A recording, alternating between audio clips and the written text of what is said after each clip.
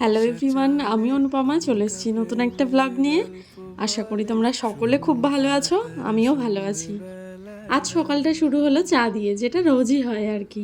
কোন হরিণের দুষ্টু ছায়ায় খেলনা দোকান ডাকছে রে। এদিকে স্নান সেরে একদম চলে গেলাম রান্নাঘরে, আর আজ করব চিকেন।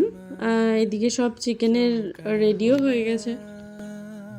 ভাল লাগে গল্প তার এদিকে তেল গরম হয়ে গেছে, আলুটা ভেজে উঠিয়ে নেব।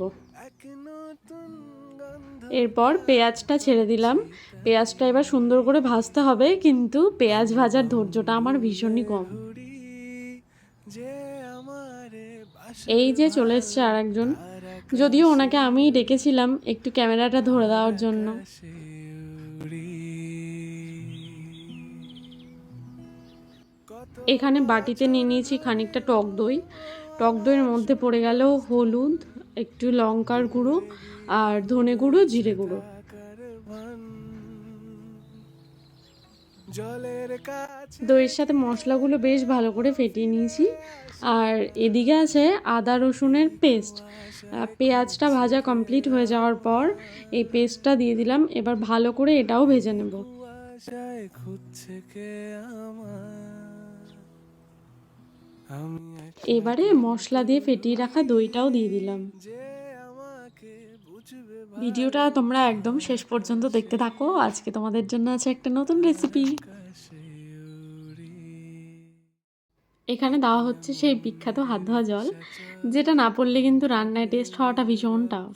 বলে শুকনো পাতার সন্ধেবেলার গান ব্যাস, সব কমপ্লিট। এবার বেচারা চিকেনগুলোকে আর ধরে না রেখে ছেড়ে দিলাম। ছেড়ে আয় ভুল করেছি আর যাব না মিথ্যে মায়ায় চমকাবো না রান্নার মাঝে সেই বিখ্যাত গ্লুকন্ডি নিয়ে বিখ্যাত মানুষ চলে এলো। এক নতুন গন্ধ তার যাই হোক, যেটা বলেছিলাম আজ একটা নতুন রেসিপি দেখাবো। এদিকে আয়োজন করা হয়েছে পেঁয়াজ পোলাওয়ের। বিয়ের আগে তো বাসন্তী পোলাও অনেক খেয়েছি, কিন্তু পেঁয়াজ পোলাওটা আমি খাইনি বিয়ের আগে কখনো। বিয়ের পর এসেই খাওয়া, আর এটা কিন্তু খুব ভালো করে আমার শাশুড়ি মা। চলো তোমাদেরকে রেসিপিটাও দেখাই।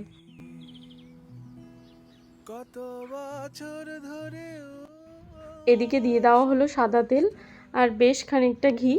ঘিটা তোমাদের ইচ্ছা, তোমরা যেটুকু ইচ্ছা দিতে পারো। জলের কাছে গিয়ে ফিরে আসি তারপর দেওয়া হলো তেজপাতা আর বেশ খানিকটা গোটা গরম মশলা।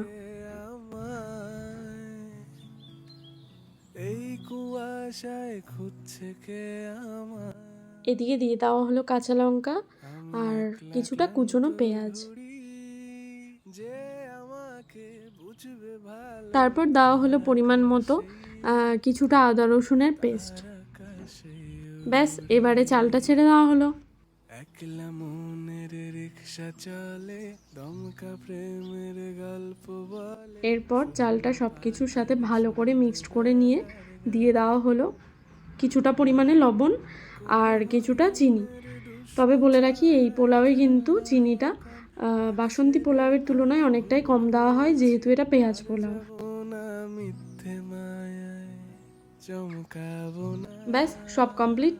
এবারে পরিমাণ মতো জল দিয়ে দেওয়া হলো, যতটা চাল তার ডবল জল। আর এদিকে দেওয়া হলো কিছুটা কিশমিশ। এক নতুন গন্ধ তার এদিকে পোলাওটা ফুটেও গেছে আর এদিকে মাংসটাও প্রায় হয়ে গেছে।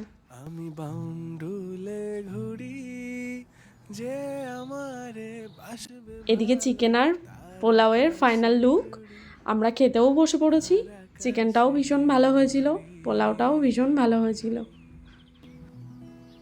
কত বছর ধরে আমার শূন্য স্থান দুমড়ে গিয়ে আজকের ব্লগটা এই পর্যন্তই, দেখা হচ্ছে নেক্সট ব্লগে। তোমরা সকলে ভালো থেকো, বাই। কাছে গিয়ে ফিরে আসি তা